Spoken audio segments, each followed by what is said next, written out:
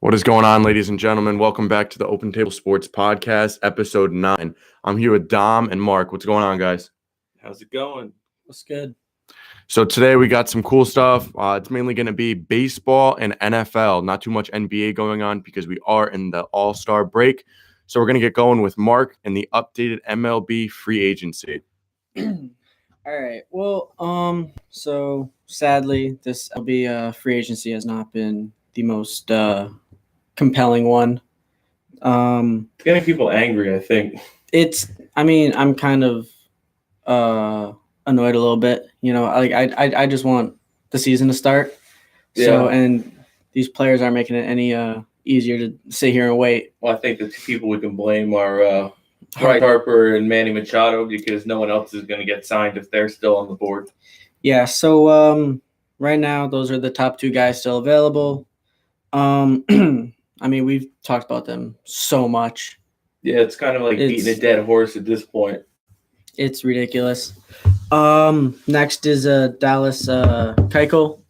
I'm surprised that he's still available because even though Harper and Machado are still out there, he's a starting pitcher. Yeah, starting pitchers are moving actually pretty good. Mm-hmm. There's not a lot of starting pitchers. There's actually been a lot of trades for starting pitchers as well. Yeah, I'm surprised that Wade Miley got signed before Keuchel did.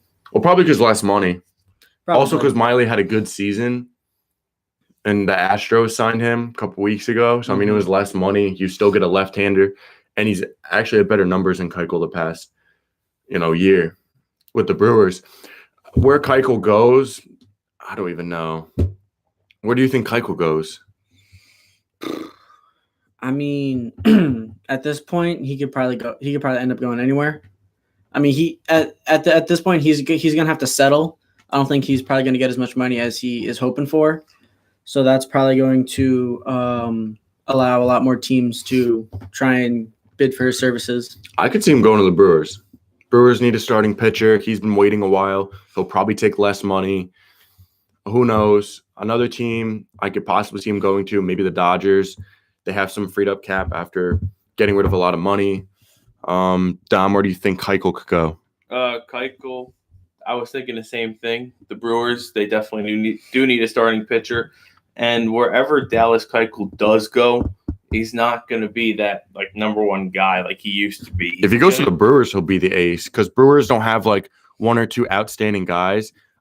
We were fifth in starting pitching, but it was more of a collective unit. We didn't have like the Yankees have Severino, Boston has Sale, Dodgers have Kershaw, Indians have Kluber. That one guy in the rotation, that's their ace. We don't have that one guy that stands out from the rest. We just have a group of guys that do around the same, have sub-4 ERA, low 3s, high 2 ERAs, which is really good, but we don't have that one big-name guy. But, Keuchel isn't as dominant as he was a few years ago. So, I think he could maybe be you're not wrong, he could be the one in Milwaukee, but it wouldn't surprise me to see him at maybe 2 or 3. Yeah, I would see him at the 2 because Chacin, he would be the 1 because he was our ace last year and he did really good. If Jimmy Nelson comes back, I don't know. I assume he'd be your number 1. Even Zach Davies, Chase Anderson, we have depth there, but we just don't have that one lockdown guy. It's definitely a well-rounded, starting core. Yeah. All right, the next guy is another guy that I think could go to the Brewers, Gio. Gio, yeah, he was with us last year. I can see him going to the Braves, to be honest. They need more starting pitching. They're going to want to put another left-hander in there to kind of make that pitching a lot better. I think either Braves, I think maybe the Reds as well, because the Reds are trying to become a contender. So I think they're just going to throw money at mid-tier guys. I can see that.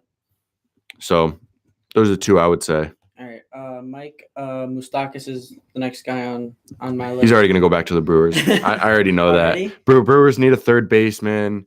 He's going to – I don't know. He's just going to take it at this point. He does add a lot of power to that lineup. He does. He was with us last year. A lot of these free agents, that were left were on the Brewers. Shoop, he was. Moose, Gio Gonzalez. We had a lot of free agents. Xavier Zendino. A lot of people. But, we'll see what happens. Marwin Gonzalez is the next guy on on this list. I don't know how he's still a utility guy. He can literally play anywhere. You tell him to pitch, he'll pitch. Outfield, second baseman, first, catch it. Whatever you want him to do, he could do. I wish he went to the Yankees. Yankees need an all-around guy like that because they don't really have one. Right now, honestly, I don't even see it. Maybe Athletics could be a sleeper team for him. Other than that, maybe Philadelphia if they lose out on Harper or if they get one of the two. I think their other option just going to be going after Marwin Gonzalez. But who do you think?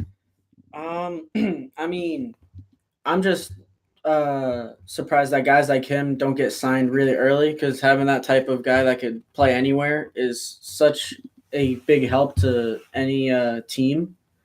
But I mean, I can only really see him maybe going to a contender. I mean, I don't necessarily see why he would, go to somebody to some. I mean, maybe the only team that's not like one of the top teams is maybe the Reds going there.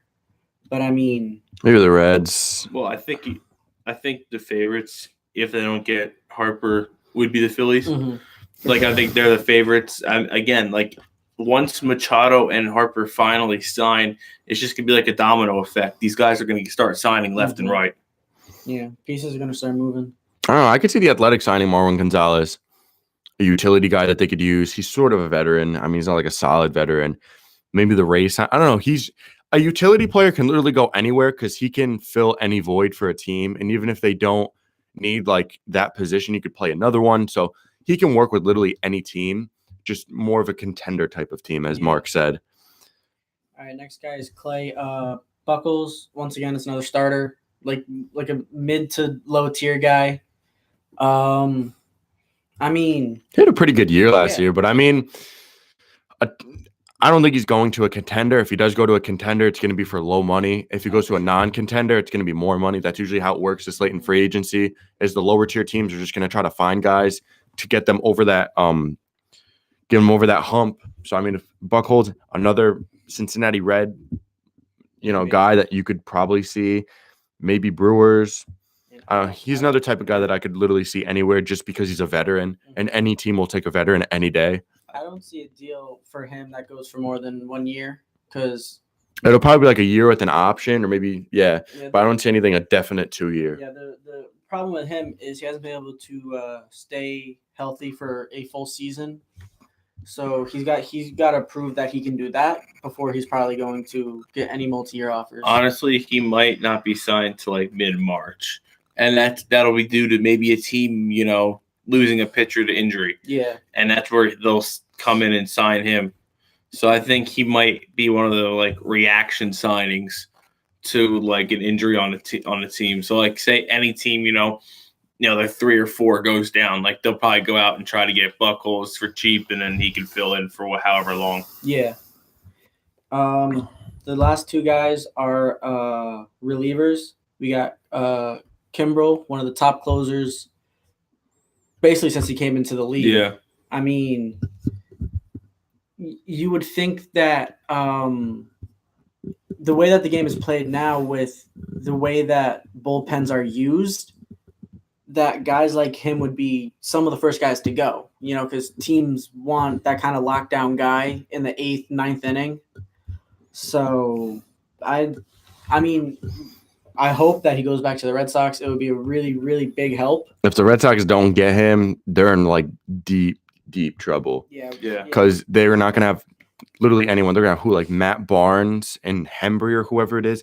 They don't have anyone there. We got Ryan Brazier. He stepped up in the postseason last year. So yeah, he's awful. So and anything's possible, but I don't know. I could see him going to the Braves, maybe even Philadelphia. Because I've got him going to the Braves. I think the Braves pick him up, and we've said this repeatedly that the NL East is going to be a dogfight this year. Mm-hmm. And if the Braves could get Kimbrel, that could put them over the edge of the other teams.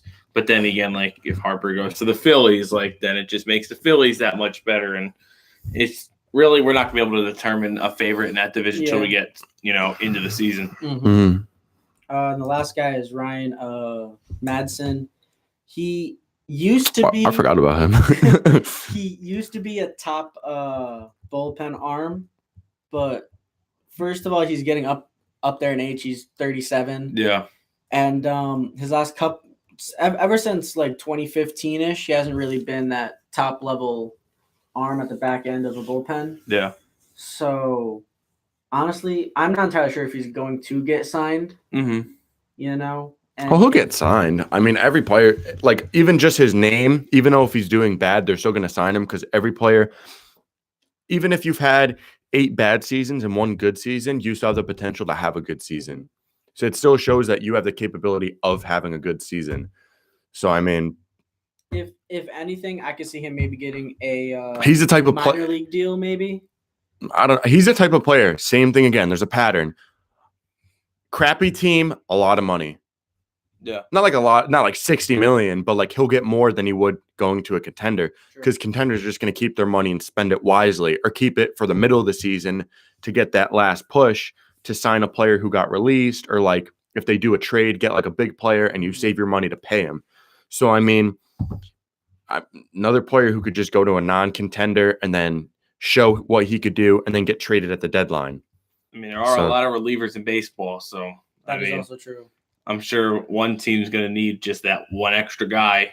Yeah, he's more of like he's more of like a body than like a lockdown guy at this point, just to get you through innings.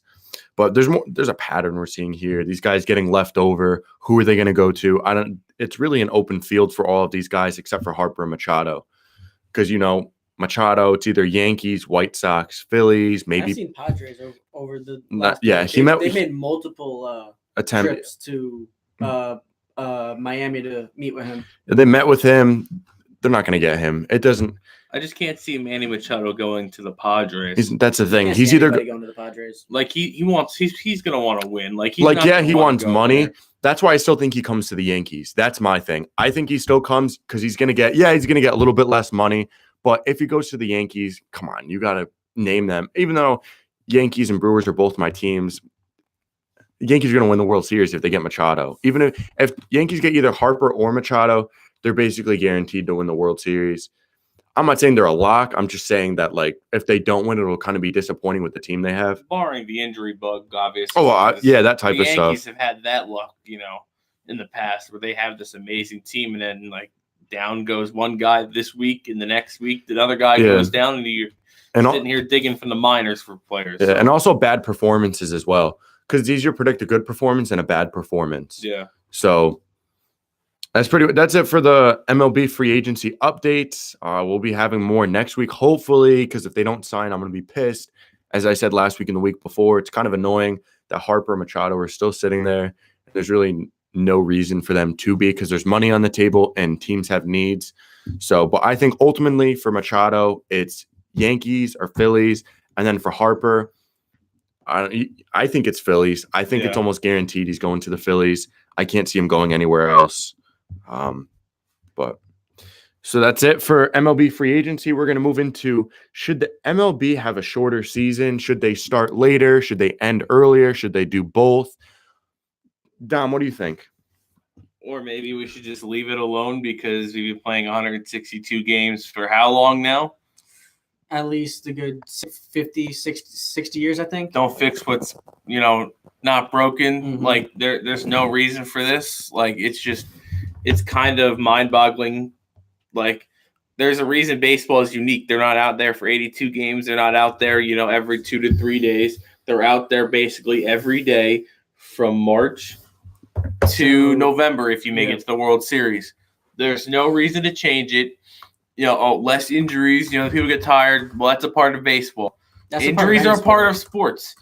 The NFL, you play 16 games. Should we just lower that to 8, like, to avoid less injuries? Like, there's no reason for it. No, like, we play 160. They play 162 games. They play 162 games.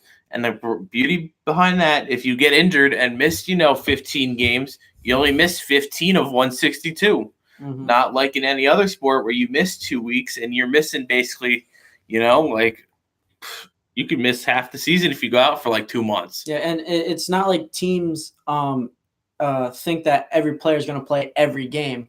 like most of the time players get 20 games off anyway. Yeah. 30 games off. Like it's not a problem of how long it goes, because teams know how to manage their rosters to make sure that their players are fresh as the season goes on and their players don't get tired by mid June or July. Like even with relievers, like you're not going to see a manager throw out a reliever for 3 straight days. If he pitches 2 days in a row, he's probably not available. Unless you're Josh Hader. Yeah.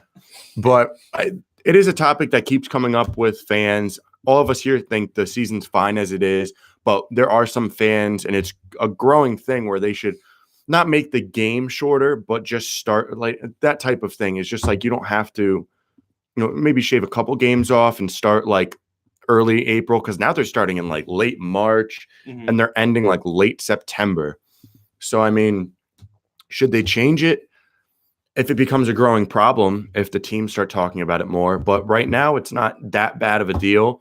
Just the season is really long. You're going from basically February, because that's pitchers and catchers, and you're going till basically November almost. So, I mean, how many off months do you have really? Like 2.5, 2, 3.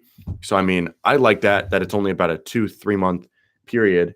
But with all these free agents not signing, we talked about it a couple weeks ago. Should there be a deadline on free agency? And Dom and I both said, yes, there should be a deadline on free agency. So stuff like this doesn't happen, where teams going into the season don't have these holes on February 15th. And now I heard that Machado might not be signing until mid-March. We're literally going to be into the season by then. So, and that's just going to probably mess with him as he gets ready for the season, because he's not going to know really where he's going to go. He's not going to be able to get used to the people that he's going to play with, and maybe teams that he's going to play against more than others. So that, I mean, if at the rate that he's going, I don't see him playing like himself until like mid to late April. He's definitely gonna start off slow. So it's not really the MLB season being shorter. It's just fixing the off season and that type of stuff. Who knows? If it becomes a problem, maybe they change it, maybe they don't. But that's it for the MLB today for the kickoff talk. Now we're going to bring in Angelo. Hasn't been here in a couple weeks. We're going to welcome him back. He's going to be talking about Antonio Brown. We're going to be talking about Broncos acquiring Joe Flacco for a 4th rounder. They will shop Case Keenum. We'll be talking about Brown signing Kareem Hunt to a 1-year deal. And Don will be talking later about possible NHL trade pieces. What's going on, Angelo? It's good to be back. Welcome back. So let's get into Antonio Brown and where he will land. There's been speculation of which teams, the packages, that type of stuff. Who knows? We'll see.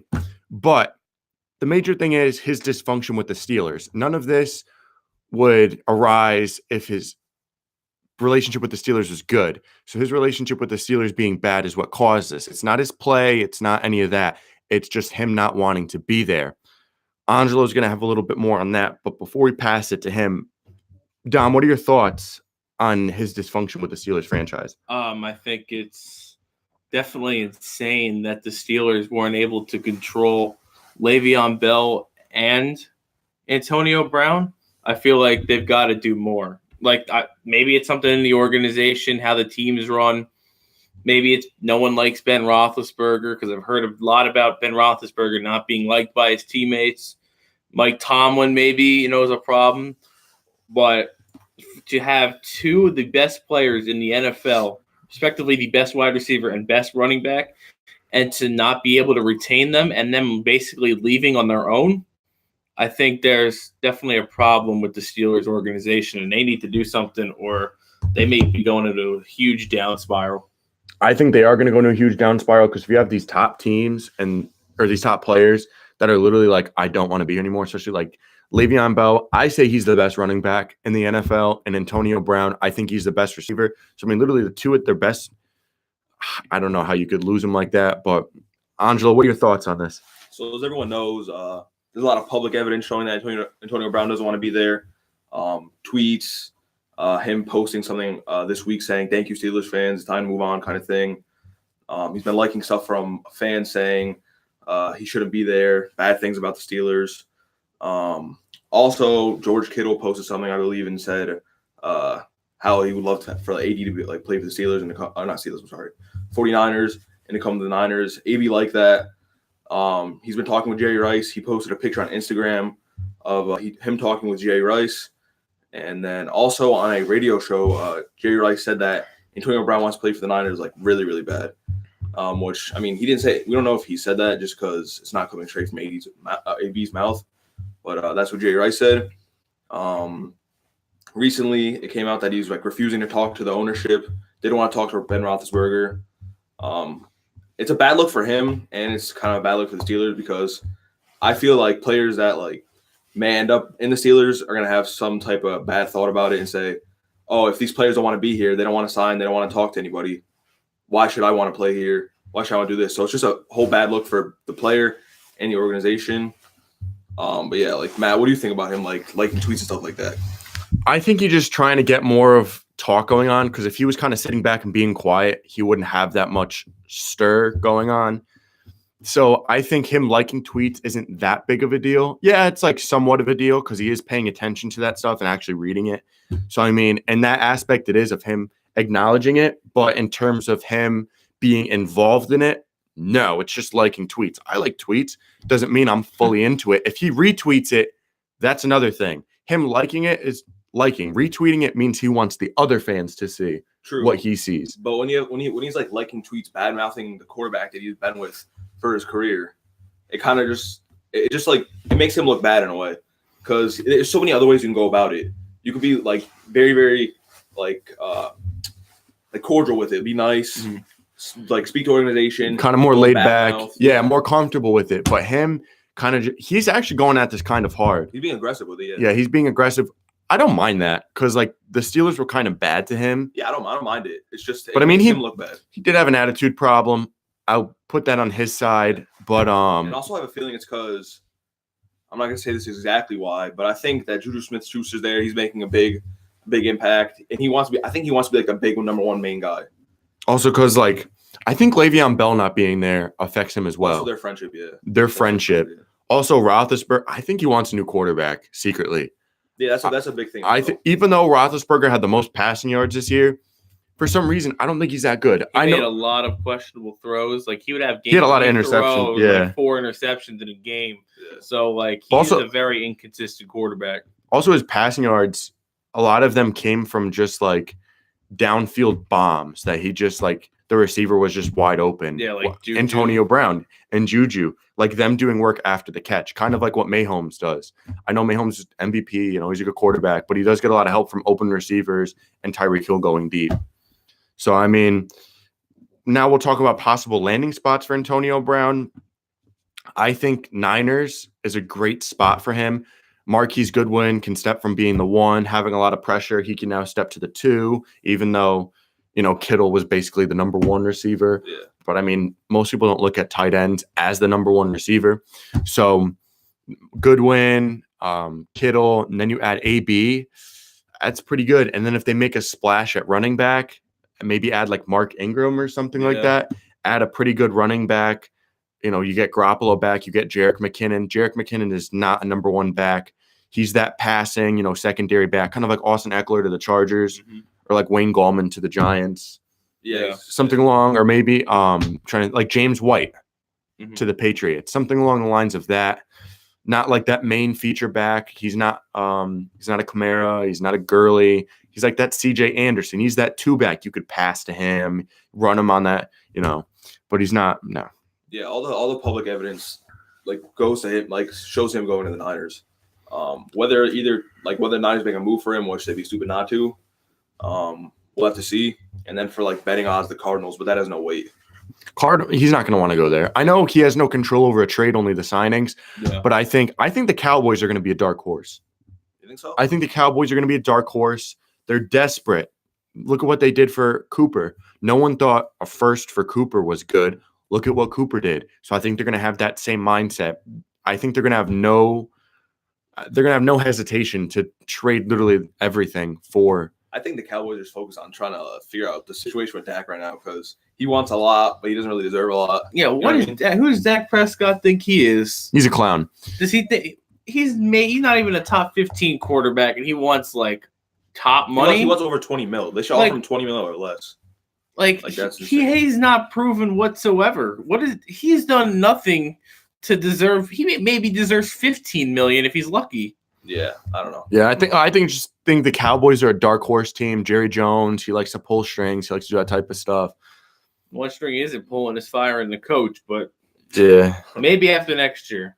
But hopefully, but I'm not even a Cowboys fan. I really like the Cowboys. I don't have too much beef with them, so I'm a Chargers fan. I know you guys do because you're all Giants fans.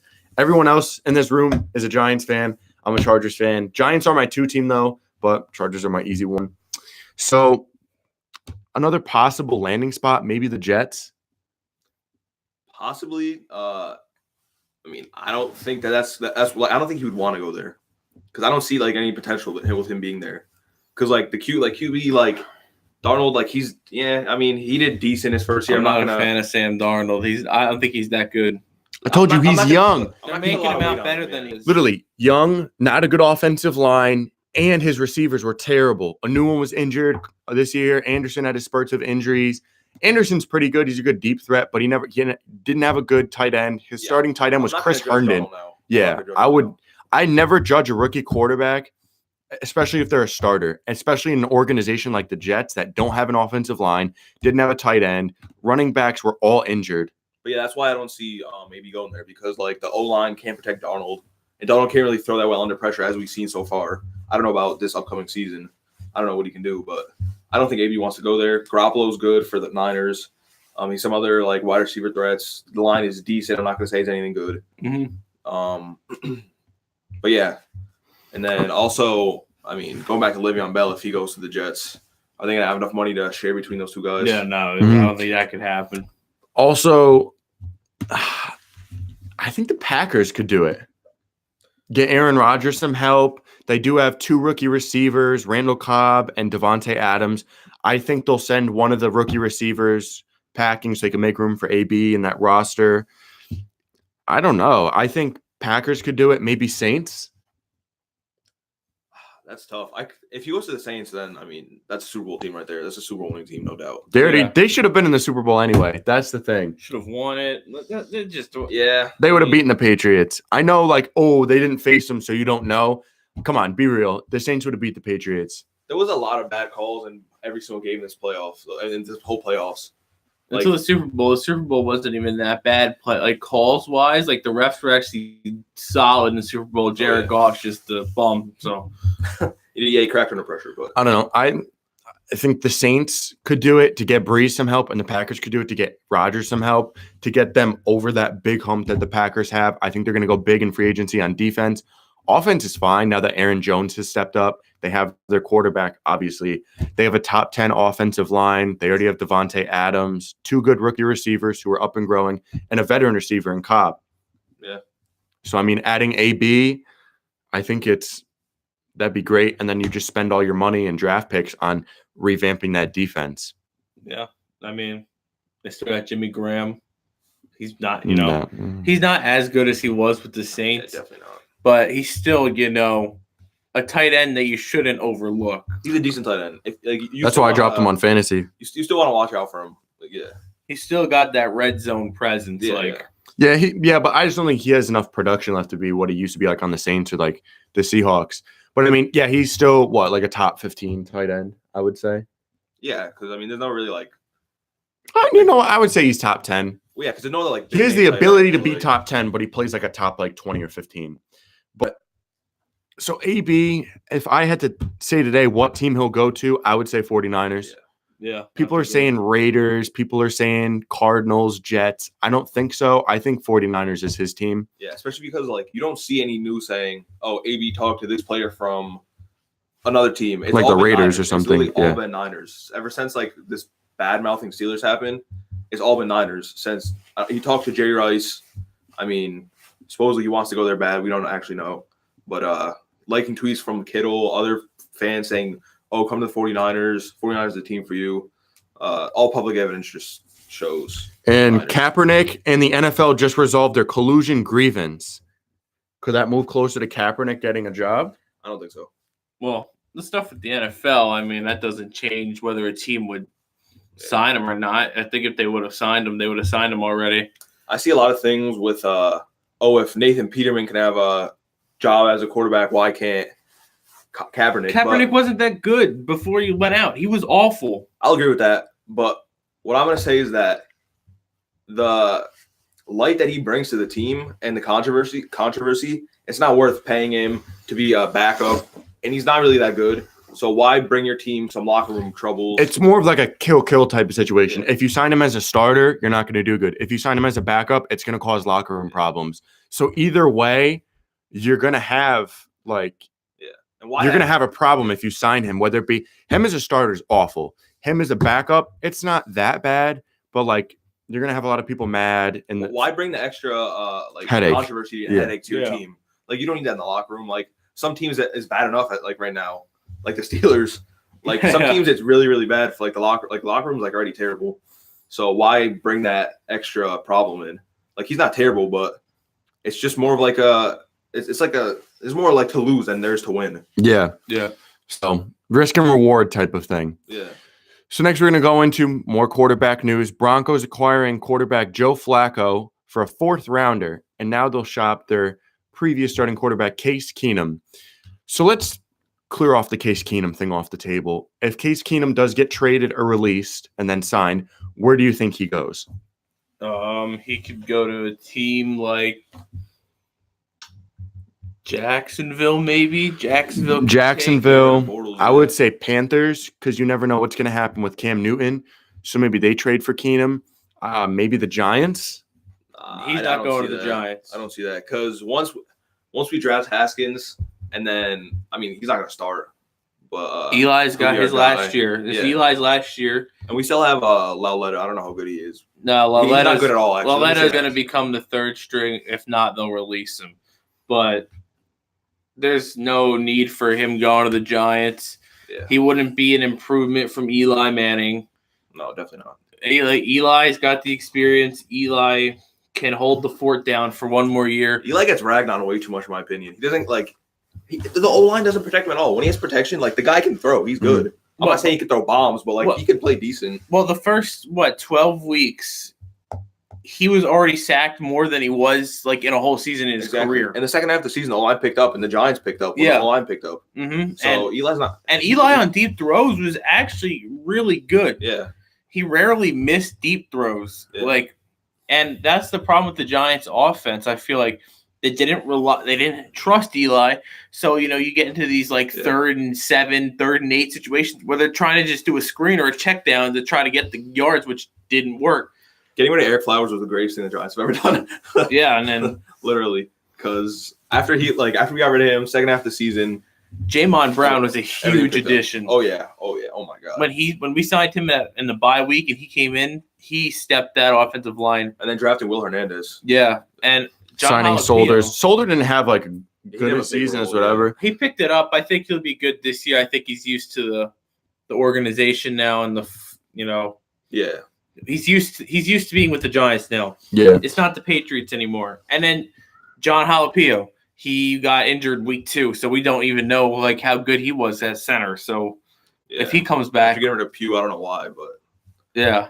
But yeah, getting back to the point, I don't see Case Keenum signing with the Giants or getting traded to the Giants anyway. Case Keenum, I could see him going to the Dolphins. Them releasing Ryan Tannehill. They said they want to draft a quarterback next year, the year after. Maybe getting Tua. They like Tua a lot. So maybe they get Keenum and then release Ryan Tannehill. You have Keenum start this year and then the next year. I could definitely see Case. Yeah, I can see that. If I had to pick a place for Case Keenum to go, it's the Dolphins. There's only one problem for Tua.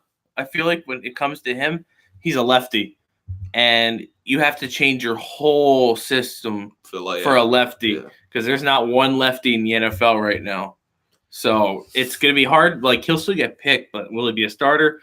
Probably not. Most Alabama quarterbacks usually don't end up as big guys in the NFL anyway. Yeah, that's true. They usually have more defensive players, offensive linemen, defensive players, some receivers. Some running backs. Running backs don't have a good track record. Alabama running backs in the NFL. Look at was named Trent Richardson. He was. They do have a couple running backs here and there, but Derrick Henry. Yeah, Derrick Henry picked it up the last couple games of the season. Yeah. He was terrible the first half, but second half he wasn't. I dropped him in fantasy the week before he had that He had What was the it like? saying Two- he had like 200 200 and yards, something yeah. yards, like 3 touchdowns, like. Yeah. But when it Anyways. comes to Keenum, I think maybe he goes back to the Vikings as the backup. I don't know how he'd like that, but obviously if he's traded, it's not his decision. So. Yeah. And I think players should like start to realize their worth because he's a bum. Like Case Keenum is Yeah. not good. That Yeah. defense carried the Vikings to the NFC Championship, and it Yeah. showed. Like against the Eagles, they just yeah, they fell apart. Yeah. yep. And he's not that good. I think he got overpaid with Denver, and now he's getting kicked out for Joe Flacco. And I think Joe Flacco's better than Case Keenum. Yeah, he's better, but I think he's not good. I think Joe Flacco's got a lot of proof. I think Joe Flacco could have a big season. I think it's good for him to have like a new beginning because he started his end of his Ravens career was really really bad. I mean, I think if he plays in the playoffs, the Ravens maybe they make it to the Super Bowl. I think they beat the Chargers that game if they would have put him in at halftime. You think so? Yeah, Lamar Jackson played like a complete bum that whole game until garbage time. Yeah, that's true. I guess he really picked it up towards the end. Yeah, but the Chargers secondary is still good. That's the thing. Yeah, They're but not consistent. Lamar Jackson looked like he was lost on the field. He's running around like That's all he could do. But yeah, and but he couldn't. can throw Joe the ball. Flacco get the ball off in time? That's yeah, the Joe thing. Flacco's got the experience, so he'll know either Experience whether is they're all. I don't know, throwing but out, going he's up not good to against sack. Melvin Ingram and Joey Bosa, He wouldn't that take pass the rush. sacks like Lamar Jackson was taking, or fumble the ball by himself. Yeah, but Jackson can get away easier than Flacco. That's the thing. So And- it's either you have Flacco and he has less mobility and can't get out of the pocket, or you pick Jackson who can get out of the pocket but can't pass as good. Okay. So either way, But like playoff experience means a lot in the playoffs. how did rolling out of the pocket work for Lamar Jackson? It didn't It work didn't at all, work yeah. at all. well, because they barely passed the ball. That's the thing. So if they had Joe Flacco in, he would have stayed in the pocket, toughed it out, and got the throwaway. Plus, there's not really any great Ravens receivers to be honest. Yeah, John They Brown had was John Brown and decent. Michael Crabtree. Crabtree was decent. John Brown was decent. But yeah, nothing too crazy came out of that. I mean, Lamar Jackson will be good until he runs it one too many times and he gets injured like RG3 and he couldn't just run gets around so much. destroyed. Yeah. Yeah, I don't think Lamar Jackson's that good. But I think Joe Flacco is going to be pretty good with the Broncos. I mean, he's not going to win like Super Bowls and everything, It'll be a but nice new start for him, a new team. he's fresh. gonna hold the fort down for the next couple of years. They're gonna go into a rebuild. Yeah, like, definitely. This team obviously isn't getting it done since Super Bowl 50 when they won. Yeah, Those aren't after the Peyton Manning left, it fell apart. Demarius Thomas left. Emmanuel Sanders is injured. Is he going to be the same next year? They do have Philip Lindsay, which is a bright spot. Offensive line it's all right. It's average. Defense, not the great. same as it's been the past couple of years. So, I mean, they lost Talib. They only have Von Miller and Chris Harris, but Harris got injured this year too. Do you think the Broncos would dare try bringing back Demarius Thomas? I wouldn't. I would, to be honest. He said he loved Denver. Yeah. And, I know they love him. Yeah. They probably would. I mean, it's not going to mean anything. It's not going to bring them like crazy It'll stuff. be like a top receiver for their That'll team. be better than what they got. Yeah. So next we'll move into another huge signing, the Browns signing running back Kareem Hunt. There's a lot of controversy around this. He signed a 1-year deal worth over $1 million plus incentives. I mean, it was a steal. Yeah, it's a steal, but is it like morally okay? Like, No, well, I don't know. It's tough because it's so tough to speak about stuff like this because you don't want to look like a bad person like defending the guy, which I'm not defending him at all. What he did was like wrong. But like you really don't like know what was happening on this situation. He says he's changed. I think he's been going through therapy or something like that for it. yeah, the team was paying for it, or the NFL was. Wait, he has a ban, doesn't he? He's on the commissioner's exempt list right now, but So what if he does end up getting like some type of ban, right? And he's not even gonna play. Suspended anyway. Yeah, suspended. yeah, he'll be Yeah, suspended. But I mean, still, the Browns are going to do some. I think they're going to win their division, especially if AB's gone from the Steelers. I think they're going to win. Bengals don't really have the pieces. Eifert's awful. So I mean, I don't know, it's Bengals can't do it. I don't think the Ravens can do it. I don't know. I think the Browns can win that division next year, especially if they use their draft right this year. I still think not the Bengals. I'm sorry, the Ravens. The Ravens defense is just, I feel like it's too good. Yeah. I think. Yeah, but on offense, they're going to lose John Brown. Plus, Jarvis Landry hasn't been good since he left like Miami. Yeah, if the Ravens, I don't think he's going to be any different this year. Yeah, if the Ravens maybe pick up a wide receiver. Yeah, but Landry, he had a lot of pressure on his shoulders. They didn't really have another receiver. They had Antonio Callaway's there too. Yeah, well, then they had Njoku with a tight end, so like but on the Dolphins, he was a main man. Like he had a lot of weight on his shoulders in the Dolphins too. So Yeah, I feel like he should be able to handle that pressure. Yeah, but they also, I don't know. I think this year Landry will be better. I think if they get another receiver, it'll be a big help to Landry because he has to take on a lot of stuff. Yeah, Plus, it's like a new offense for him. that's true. Yeah, It's a new offense, rookie quarterback. Even though he did good, it's still a new quarterback, a rookie who, even though he's a good rookie, it's still very different from a veteran because a veteran you can talk to easier. yeah, and he knows he's been in the league for he's been in the loop if he's a veteran.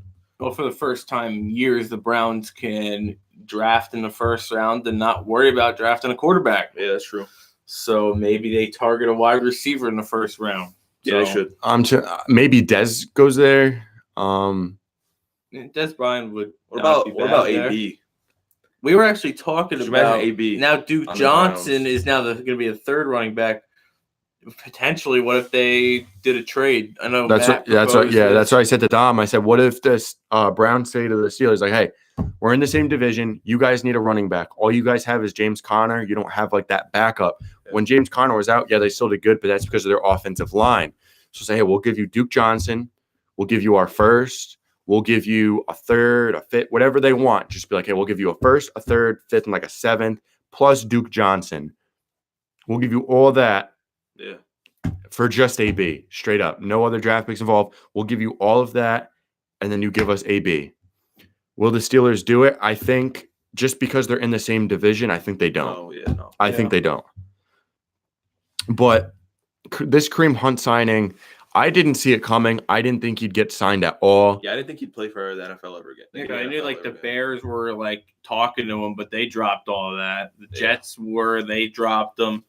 The Browns just kind of swooped in and got him for $1 million. Yeah, So, because he has like it was a GM, right? He has chemistry with him from before, right? yeah. Because he drafted him. Yeah, he drafted him. So, I mean, that's what kind of really did it. If that GM wasn't there, I don't think he would sign. Yeah, I don't think so either. So, Because it's kind of like because that's another thing. It's another like controversial thing for the organization, like with like Kaepernick. If he was playing with the team, like the same thing with Kareem Hunt. I guess the only it's just a bad look. I guess the only difference is Kareem Hunt is a good addition on the field.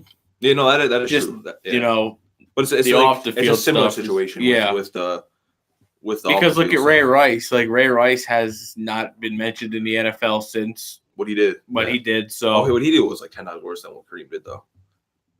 well, I don't know. It was also He not really a repeat he- offender though, because Kareem Hunt kind of did it multiple Yeah, times. Kareem Hunt had like 4 or 5 accounts plus like Yeah, but Rice really beat her down. Like he beat her down. Like he beat her up bad. yeah, but Hunt like He gave it a little kick. I mean, it shouldn't be. It's not right, but yeah, but I think both of them are bad. Obviously, Ray Rice is a little bit worse, but I mean, it's still the principle behind it. We can't really say like, oh well, he hit her harder. He still took the yeah, attempt. no, exactly. You can't Even you if- can't justify that. Even if he missed her, he still took the attempt to do it. yeah, there's so, no I mean- justifying it at all. It's not right at all. I don't think you should ever play for another NFL. It's team like again. shooting a gun. Even if you miss, you still shot at someone. Yeah. So I mean, it's still the same Same principle. behind it. Yeah, it's still the same principle behind it. So next, Dom is going to take us away for the possible NHL trade pieces. Trade deadline's coming up next week. When's the trade deadline? It's like the 25th or something like Yeah, that, the right? 25th. So not this Monday coming up, but the Monday following. So we got some. I've got a list of players. Not sure where they're going to go because the NHL is kind of unpredictable when it comes to trading. But you've got for Ottawa, or Carolina. My bad. You've got Dougie Hamilton. Dougie Hamilton. So he could be on the move. He's got $5+ million on his contract through 2020-21. So if he gets traded, he'll be there for a couple of years. You've got Michael Furlan. He's got a small contract, and that's through the end of this year. So, look for him to be on the move. Now we move to Philly. You got Wayne Simmons. He's been a really good player, a top player, on the Flyers. So he could be on the move as the Flyers. They're going to need a lot of young talent back because, they're getting old real quick. And then you go to Matt Duchene. I'm a fan of Matt Duchene. So, if he goes on the move, I'll be interested to see where he goes. He's got $6 million left through this year on his contract. Then you've got Ryan Single from Ottawa. He's only got, just under $2 million left through the year. He's having his best season of his career, and he's like 3 goals and 3 points shy of his career highs already, and there's still a lot to play this season. You've got Jonathan Quick on your Kings there, Matt. He could be on the move. He's, Okay. He's a family friend of ours. My uncle, he was in the NHL. He played for the Islanders. He was a goalie. So, like, they were friends when they were younger. So, like, that's how they were, like, friends. And, like, my grandparents are friends with Jonathan Quick's grandparents. Like, that's how I'm friends with him. So, like, that's part of the reason why I like the Kings. Also because I'm an LA guy. I like the Chargers. But they were in San Diego. So, like, it's kind of cool to see, like, Chargers go to LA. I didn't really care about the move. I'm not from San Diego. So I'm not one of those people that, like, tweets out, go back to San Diego or whatever. Like, who cares? Like, it's a 2-hour drive. I've done the drive before. San Diego to LA, LA to San Diego. It's not that far of a drive. So Quick being on the move, I wouldn't mind. He's having a really bad season. He was, like, one of the best goalies in the world at one point. He was a top 5 goalie, like, ever. Now he's, like, he's awful. Yeah. So I wouldn't mind him leaving, to be honest. Along with Lundqvist, obviously Lundqvist is not being moved, but both of them haven't been helped by their defenses. Their teams are awful. So I think that kind of contributes to their bad stats and, how poor they're playing, because you're taking 40, 50 shots a night. Like, they're going to get in. Like, plus they're older as well. Yeah, they are getting older. Like 5 years ago is like, for a goalie, 5 years is like it's like 80 years. Yeah. Like, it's like a running back in the NFL. Yeah, because Quick's got his contract right now through 2022, 23. That could be the contract he retires on. Yeah, this could be the contract he retires on. Because, like, running backs in the NFL obviously don't have the longer, because they get pounded. Like, when they get hit in the backfield, when they get hit in the open field, whatever it may be. Like, quarterbacks don't take as much hits. Offensive linemen, they have a pretty good, because all they do is kind of just hit. They don't really do as much. Receivers have a shorter life than most. So, I mean, running backs have the shortest career of any player. Yeah. It's like catchers in baseball. Your knees are like. Oh, yeah. So you can compare, like, running backs to catchers to goalies. Yeah, that's definitely basketball. You all do the same thing. You run up and down the court. You don't really do anything different. Everyone shoots, everyone passes, everyone dribbles. There's no different. Like, yeah, you're different positions, but you do the same thing. Yeah. Like, catching, you don't do the same as an outfielder. Running back, you don't do the same as a wide receiver. Sometimes you do, but, like, running backs don't do the same as, like, a defensive lineman, or, like, goalies don't do the same as a defenseman or a forward. So, like, different roles. Yeah, that's why you're all just standing there, but different positions. Yeah. Yeah. And another person on the Kings to look for is Alec Martinez. He could be on the move. Yeah, I don't mind giving him up. He's 31. Yeah, he's on the older side. Plus, he has a longer contract as well. The Kings need to rebuild. We need to rebuild. Our offense is awful. We can't score for anything. When we do score, we still lose by like 1 point because Quick can't defend the goal. So all around, we need to get a new goalie and we need to focus on getting offense. Yeah, the only reason the Kings are still, not eliminated from the playoff contention because the West is so bad. It's awful. Like, the last place team is within 5 or 6 4 points? games. Yeah. 4 games of the playoffs. While in the East, the Rangers are in the middle of the guys that are out, and they're 9 points out. So it's just amazing how bad the West is. And if the East lets the West win the Cup this year, it'd be pretty embarrassing. I think the Lightning are going to take it. Their scoring is just way too good. Incredible. Plus their goalie, oh my God, I don't even know how to say his last name. I know it's something. Vasilevsky. Yeah, whatever it is. All these crazy names in hockey, I don't really care. But I know who they are. I just can't pronounce their names. I could see it. I could visualize their name. I just don't know how to say it. That's the thing. Same with soccer players than me. Yeah. Soccer players were and then Mason last week with the NBA players. That was 2 weeks ago. Was it 2 weeks ago? No, I don't know when it was, but Mason was botching that stuff up. I was reading his notes here, and he even had them messed up. He said, what did he say, the Memphis Timberwolves? Yeah. Mason's not here today. He'll be back next week with some more NBA stuff. But feel free to comment on our stuff for Open Table Sports and grill Mason. I don't mind. Yes. The Blues, Alec Pietrangelo. Oh, I hope he doesn't. I need him to step up. Yeah, he hasn't been as good this year. His defense he's been doing really well. On offense, you can kiss it goodbye. But I mean, defense, you don't have to rely on them for offense, defensemen. But he used to be known for being a good offensive player. He used to be a top goal scorer as a defenseman, but now he's Yeah. We go to the Rangers. Kevin Hayes could be on the move. He's one of the older pieces, and the Rangers are trying to go all young. So they might get rid of him as he's going to be an unrestricted free agent coming up this year. So I'd be surprised if Kevin Hayes is on this team Hayes is going to be next 2 gone. weeks. I can already say that right now. Kevin Hayes, he's going to be gone. Another guy back to the Kings, Jeff Carter. He said, Get rid of Matt him. wants him out. Get rid of him. Uh, His cheeks. in his past 76 regular season games, he's only gotten 23 goals. Yeah, he's awful. He's I'm telling you, our he just turned offense, 34. He's old. Like, our offense is straight cheeks. yeah. Like, if you look at the definition of the Kings offense in the dictionary, it's just butt cheeks because it's straight cheeks. Back to the Rangers, Matt Zuccarello. This one, He's going to be gone. he's going to be gone. Yeah. It's sad.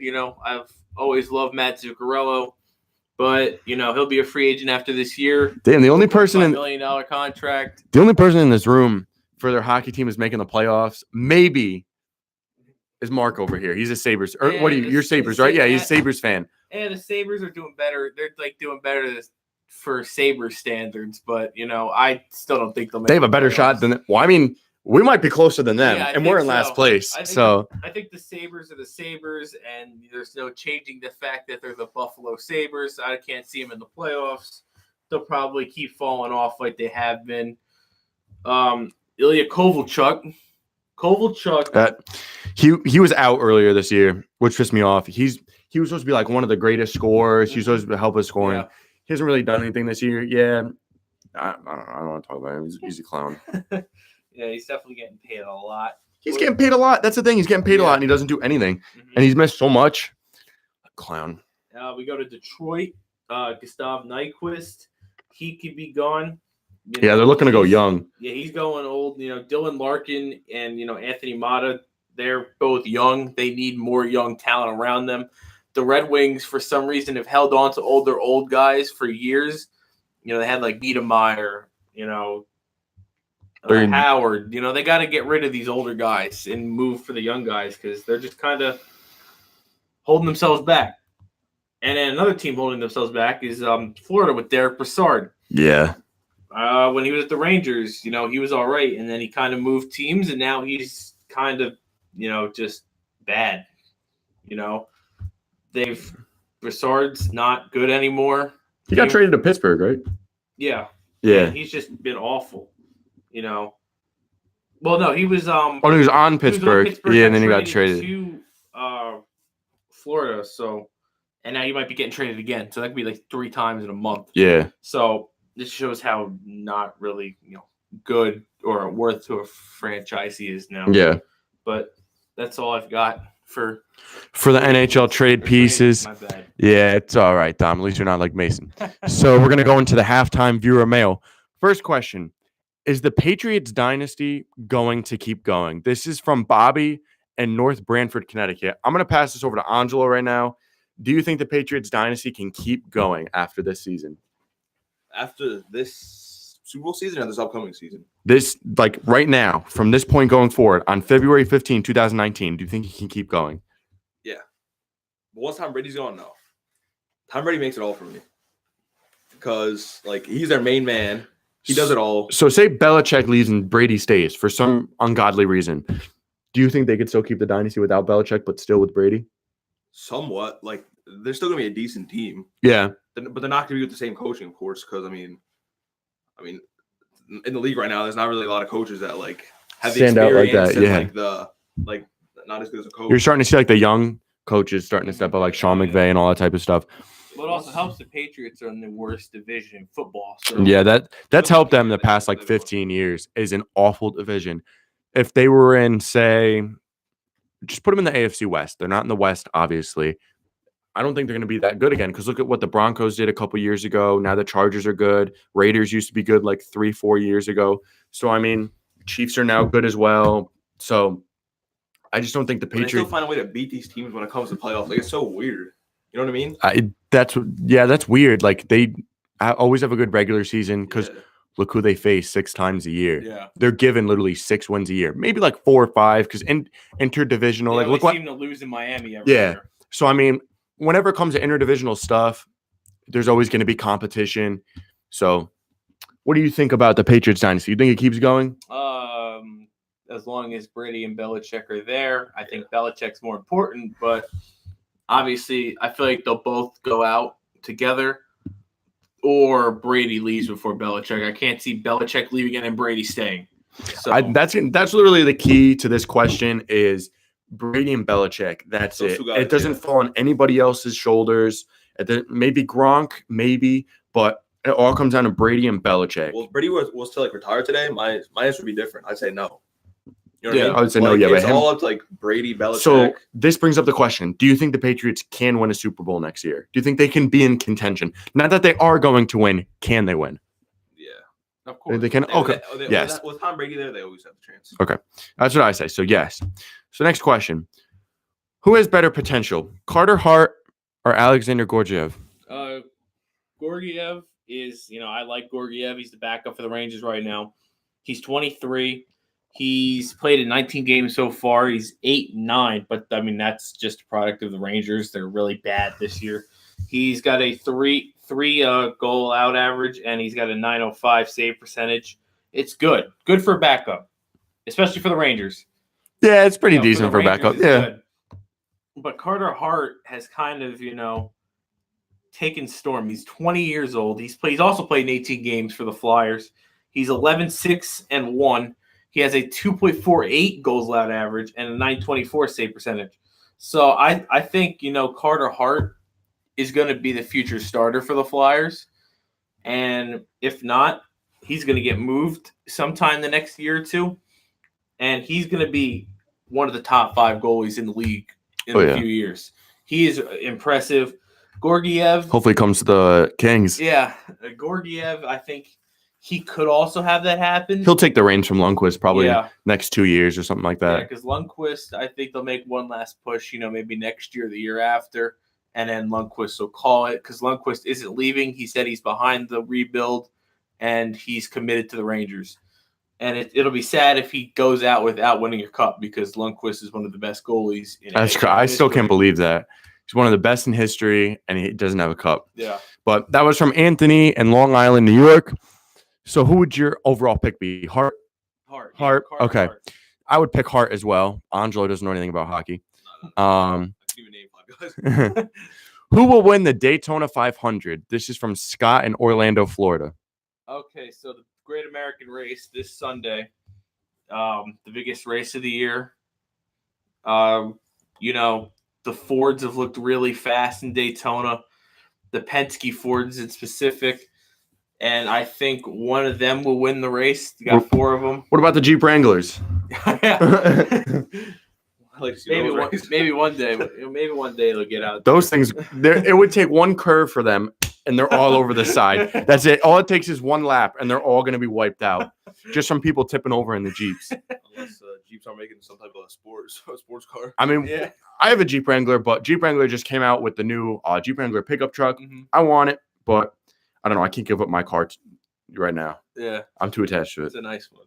Yeah, but if I gotta pick a winner, I think Brad Keselowski. He's due for a Daytona 500. He's not going to end up like Tony Stewart, not winning one in his career. I think he's due for one. Yeah, Tony Stewart's a clown. I think Brad Keselowski finally breaks the winless streak at Daytona in the 500, and he finally wins one for Penske. I think Joey Logano will be up there, but I think Logano has to share the wealth and give one to Brad here. Yeah, sure will. It's getting a little hot in here in the Open Table Sports studio. So next question from Sean in Fairfield, Connecticut. Where do you think Le'Veon Bell goes? I'm going to pass this off to Angelo, and then we're going to go to Mark. I don't know. It's tough because there's not been talks with certain teams being the favorites kind of thing. There really hasn't been a lot of talk about Antonio Brown going to this one team. I see him on the Jets still, but that's my thing. My official thing is Jets. Yeah. Jets. Texans could be in the mix. Le'Veon Bell said he did want to play with the Dolphins in Miami. So, I mean, we'll see what happens with that. But I think Jets. Backup is Texans. Another one is Dolphins. Mark, who do you have for Le'Veon Bell? I have the Jets as the number 1. But if not the Jets, I like him with the Colts. I think him, T.Y., and Andrew Luck would be a pretty formidable trio. In that back that would be nasty. That would be my 4th pick. But I mean, I don't know. We'll see what happens with Le'Veon Bell.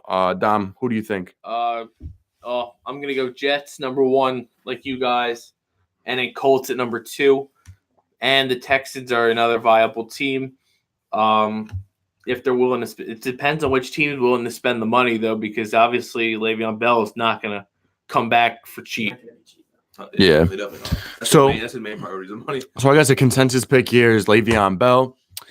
So next we're going to go into the rundown. This is the quick part of the podcast where everything goes bing, bang, boom. Trailblazers signed center Enes Kanter for the remainder of the season. Raptors signed guard Jeremy Lin for the remainder of the season. Thunder signed forward Markieff Morris for the remainder of the season. Grizzlies forward Bruno Caboclo, whatever his name is, signed a 2-year contract extension. He's a clown, so I don't know his name. Maybe if you played better, we'd know your name. Pelicans parted ways with GM Del Demps. Who names their kid that? Marlins signed closing pitcher Sergio Romo to a 1-year, $2.5 million contract. Giants signed outfielder Gerardo Parra to a minor league contract. Some disrespect there. Phillies signed starting pitcher Aaron Nola to a 4-year, $45 million extension. Doug Fister retired from the MLB, a good starting pitcher in the league. Went with a lot of teams. Yankees signed starting pitcher Luis Severino to a 4-year, $42 million extension. A little bit of a steal there. Giants signed infielder Yangervis Solarte. Athletics re-signed starting pitcher Brett Anderson to a 1-year contract. Twins signed first baseman Lucas Duda to a minor league contract. Pirates signed outfielder Melky Cabrera to a minor league contract. Blue Jays signed relieving pitcher John Axford to a minor league contract. Royals signed relieving pitcher John Diekman to a 1-year, $2.25 million contract. Twins signed outfielder Max Kepler to a 5-year, $35 million extension. I bet he gets traded. Twins signed shortstop Jorge Polanco to a 5-year, $25.75 million contract extension. Yankees starting pitcher CC Sabathia to retire after the 2019 season. Coyotes waived left wing Michael Bunting.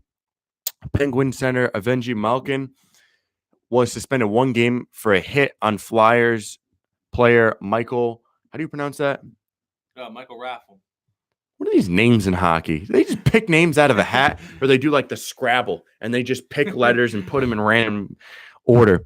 Ducks goalie Chad Johnson placed on IR with a head injury. Red Wings waived left wing Martin Ferk, F-R-K. Yep. That literally, let's just throw names on a wall, throw letters on a wall, and just see what sticks. Bruins right wing David Petrasnik, oh my God, placed on IR with a thumb injury. Penguins defenseman Oli Mata placed on IR with a shoulder injury. Blackhawks goalie Colin Delia signed a 3-year, $3 million extension. William Byron and Alex Bowman will start the Daytona 500 on the front row. Kevin Harvick and Joey Logano won their dual races. Maria Sharapova pulled out of the Indian Wells with a shoulder injury. Roger Federer plans to play Sunshine Double plus 1 clay court tournament before the French Open. Your mouth get a little dry over there? Yeah. World number 1. Naomi Osaka. Naomi Osaka splits with coach Sasha Bajan. All right. Sung Kang and Jordan Spieth led the Genesis Open at 500. And an update on that. Jordan Spieth now leads by himself 7 under, and Kang has dropped to tied for 25th as he's shot 3 over today. Wow, what are we? All week. Yeah, wow. What are we doing here, guys? Texans released wide receiver Demaryius Thomas. Panthers re-signed safety Eric Reed to a 3-year, $22 million contract. Jaguars signed kicker Josh Lambo to a 4-year, $15.5 million contract extension. Bills signed center Spencer Long to a 1-year, $1.2 million contract. Buccaneers released defensive end Vinny Curry. The Lions earlier today released safety Glover Quinn and wide receiver Bruce Ellington. So that's it. Take a breath. Yeah, I know. I'm going to take a breath. I'm out of breath right now. So that's it for the episode 9 of the Open Table Sports podcast. Next week, we're going to be back with a huge episode 10 podcast back here at the Open Table Sports studio.